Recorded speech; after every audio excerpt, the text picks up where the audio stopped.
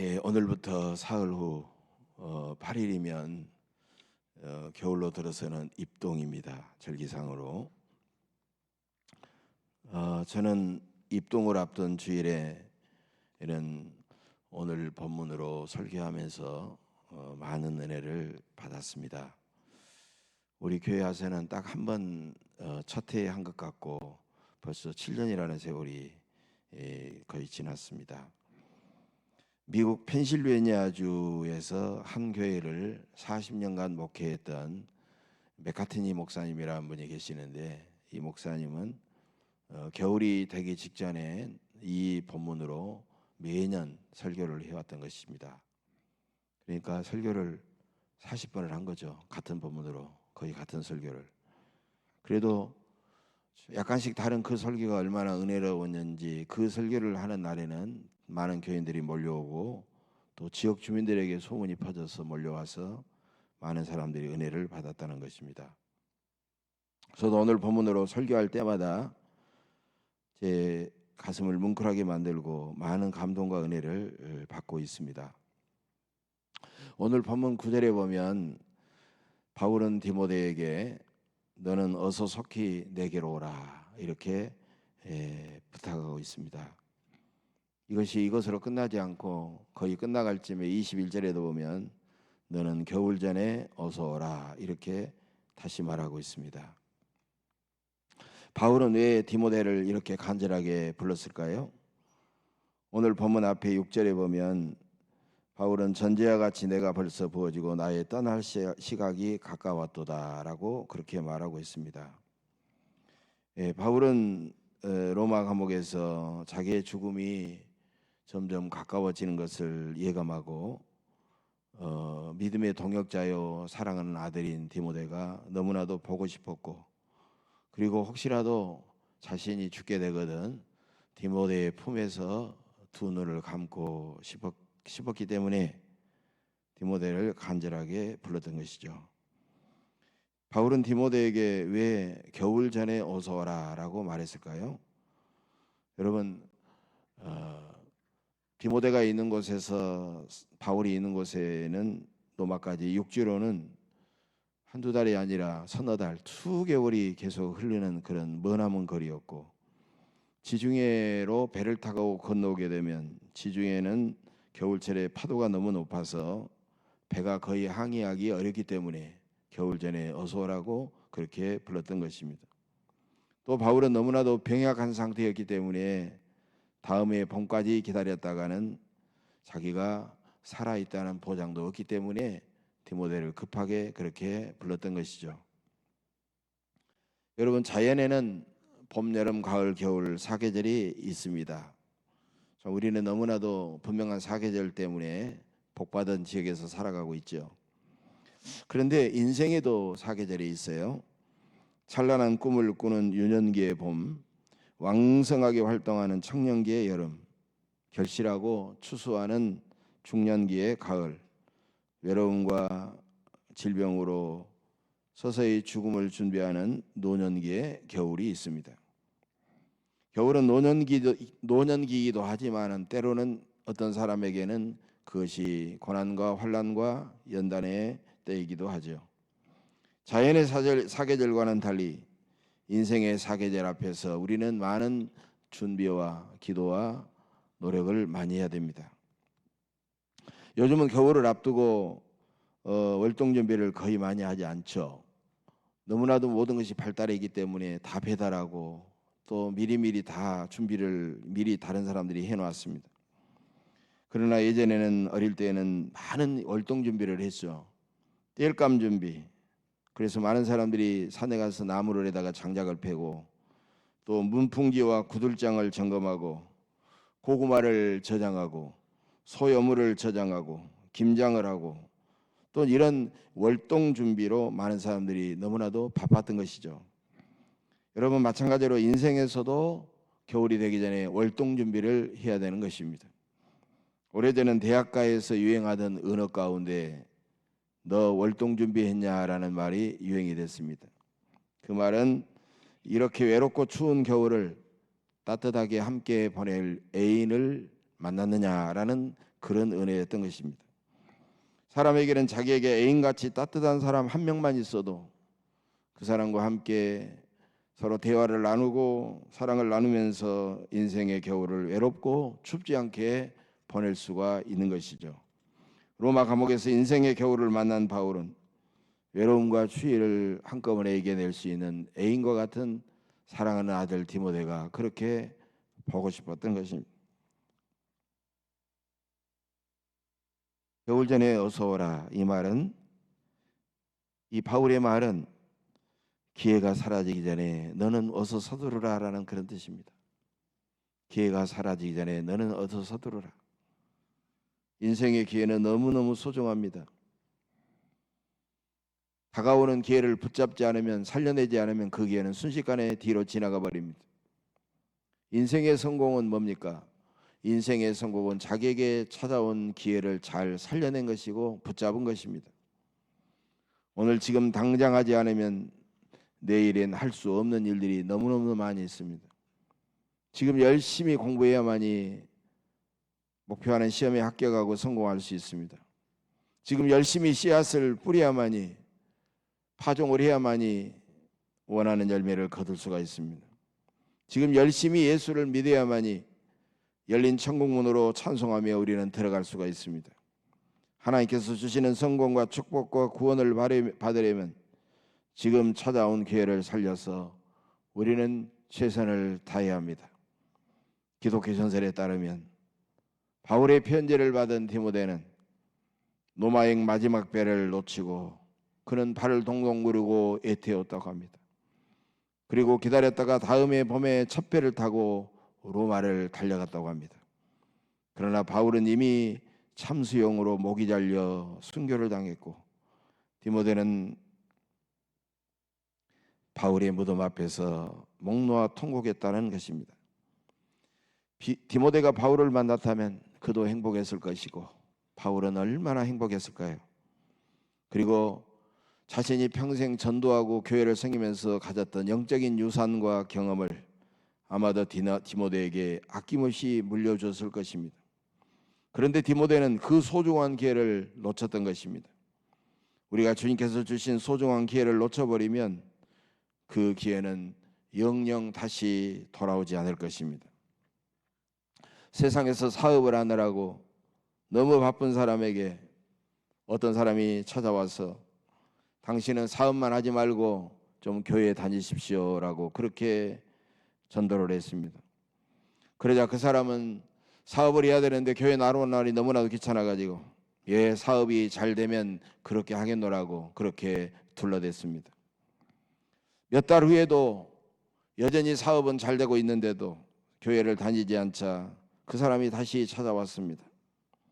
당신은 사업만 하다가는 갑자기 죽을 수도 있으니까 교회를 꼭 다니세요라고 그렇게 했습니다.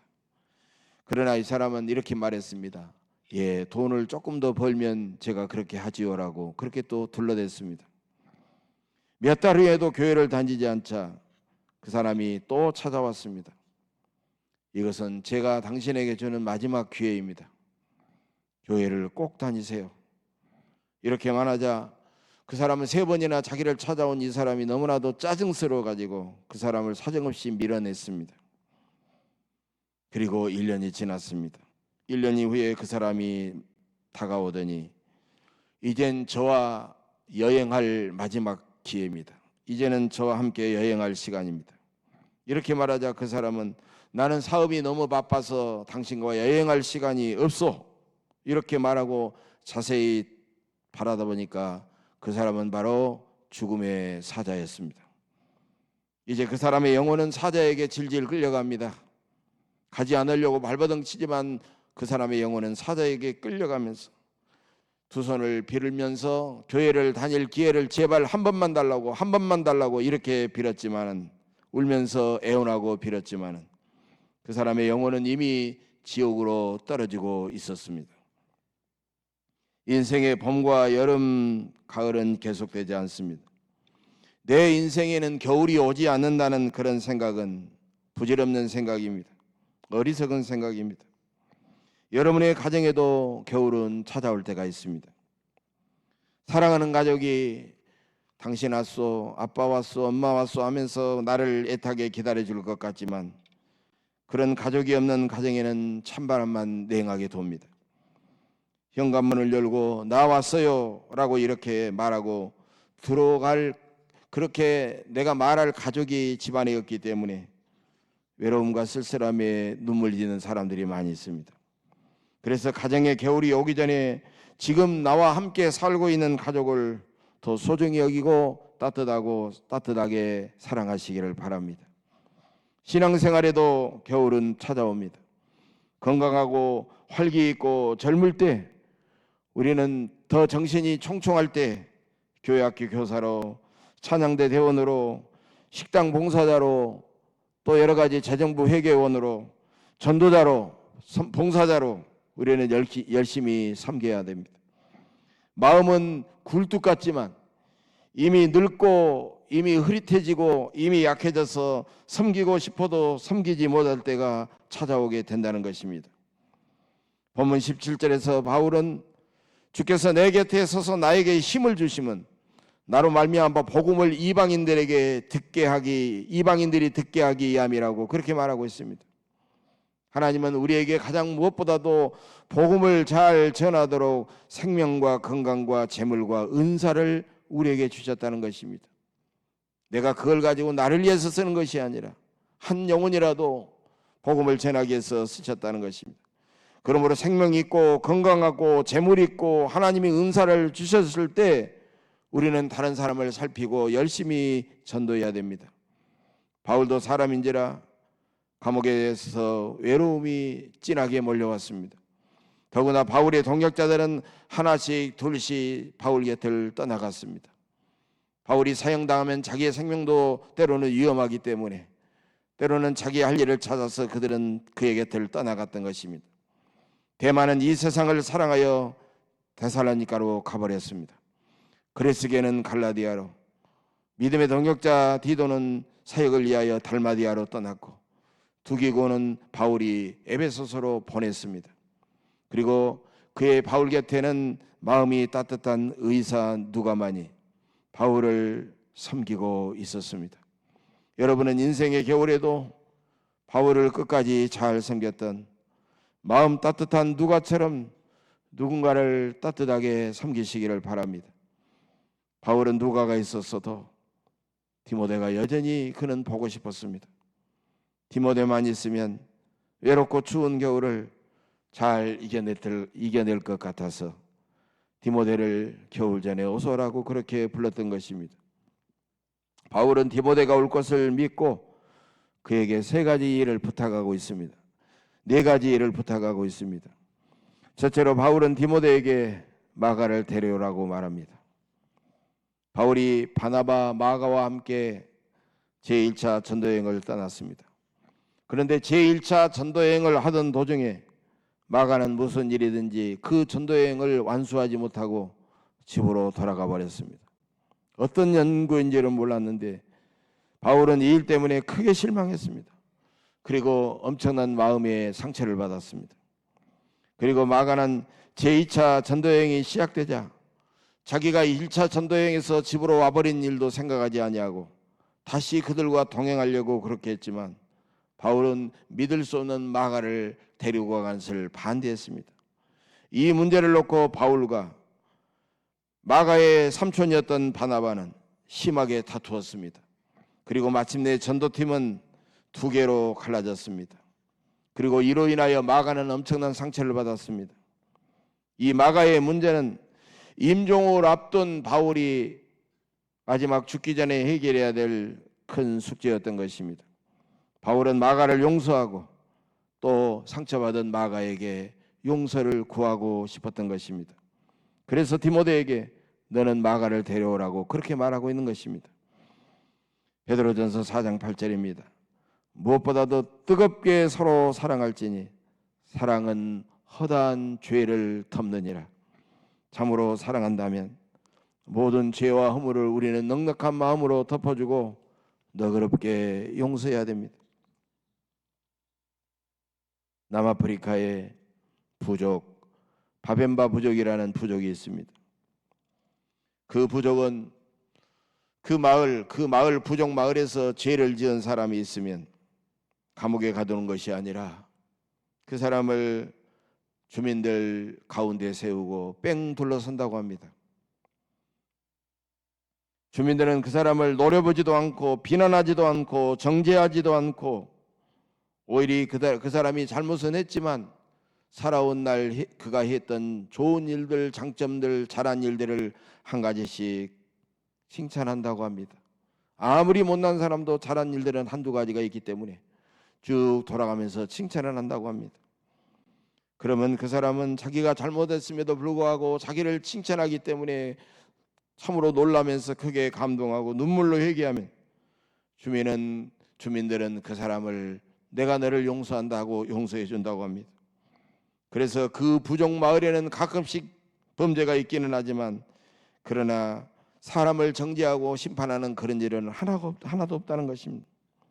죄를 지었어도 그 사람의 허물을 덮어주고 그 사람의 장점을 칭찬하면 그 사람은 크게 감동을 받고 이 일로 인하여 그는 새롭게 변화될 수가 있습니다. 용서는 이웃을 구원하고 생명을 주는 일입니다.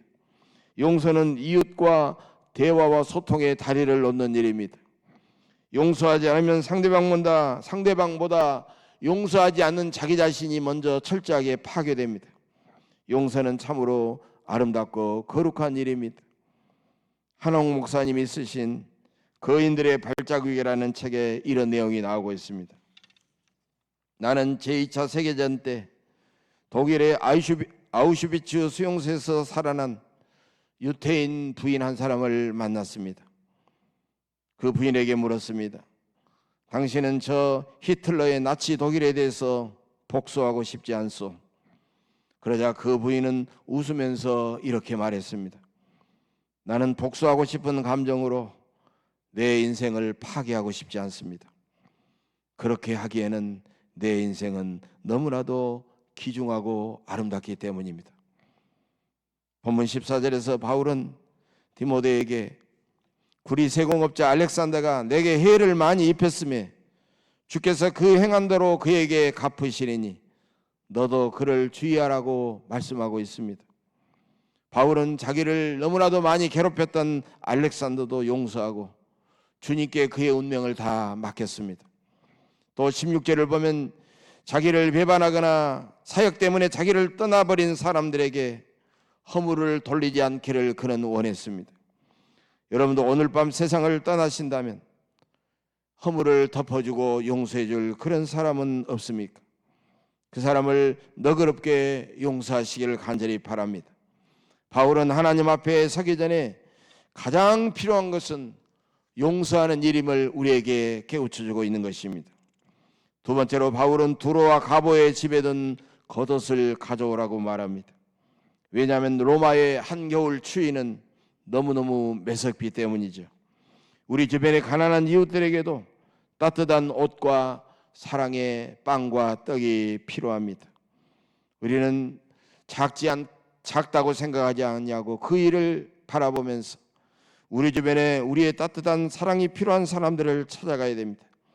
인도의 캘커타 빈민굴에서 사랑의 수녀회를 조직하여 비참하게 죽어가는 사람들을 끊임없이 섬기던 테레사 수녀에게 한 정치인이 다가와서 이렇게 물었습니다. 당신의 사역은 이미 전 세계에 알려졌지만 당신은 개인적으로는 성공하지 못했는데 개인적으로 성공하지 못한 것을 혹시 후회하지는 않습니까? 그러자 마더 테레사는 이렇게 대답했습니다. 천만에요. 저는 조금도 후회하지 않습니다. 하나님은 내게 성공하는 사명이 아니라 섬김의 사명을 주셨기 때문입니다. 우리도 외롭고 추운 겨울을 보내야 할 우리 이웃들에게 따뜻한 옷과 따뜻한 외투와 사랑의 빵을 들고 달려가야 합니다. 세 번째로 바울은 디모데에게 가죽 종이에 쓴 것을 가져오라고 부탁합니다.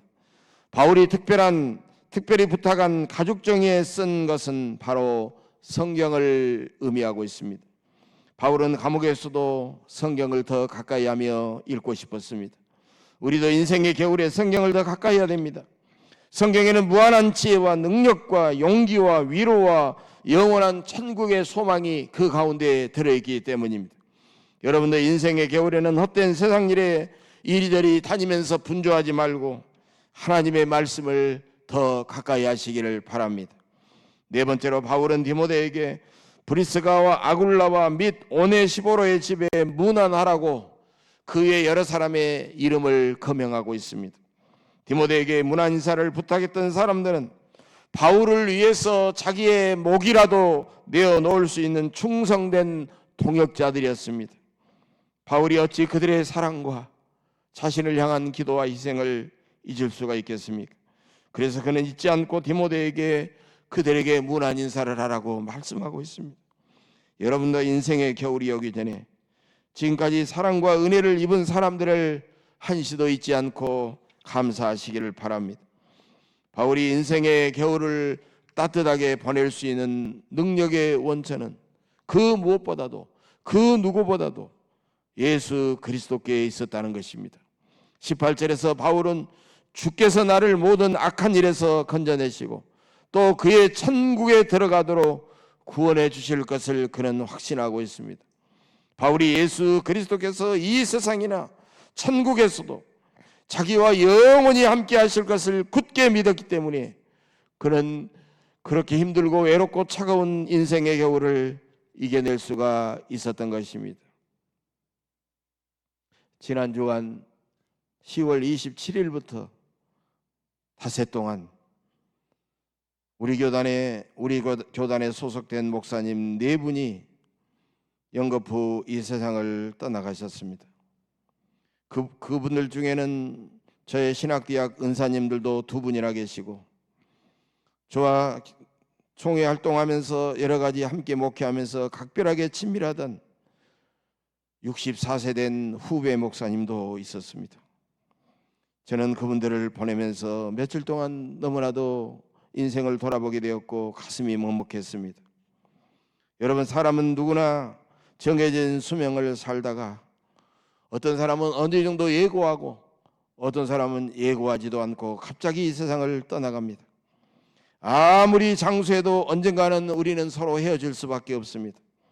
그러나 우리 주님은 이 땅에서도 우리와 영원히 동행하시고 천국에서도 우리와 영원히 함께 하십니다. 그래서 우리도 바울처럼 오늘 본문 앞에 있는 7절과 8절의 승리와 소망의 노래를 우리는 부를 수 있어야 됩니다.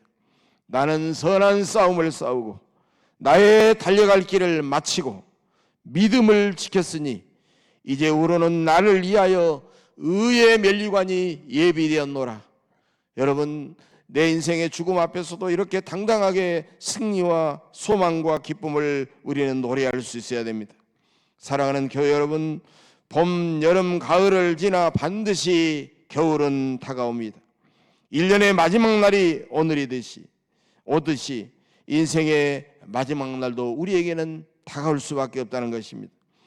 우리에게 내일은 우리 주님의 소관일 뿐, 주님께서 주신 오늘을 내 인생의 마지막 날처럼 믿음, 소망, 사랑으로 즐겁고 의미 있고 아름답게 살아가시기를 바랍니다. 인생의 겨울이 오기 전에 내게 상처를 준 사람들의 허물을 덮고 용서하시기를 바랍니다. 어서 내게 오라는 바울의 부름을 나의 사랑이 절실하게 필요한 그런 이웃들의 부름으로 들으시기를 바랍니다. 오늘이 지나면 용서하고 사랑할 기회가 영영 사라져버리기 때문입니다.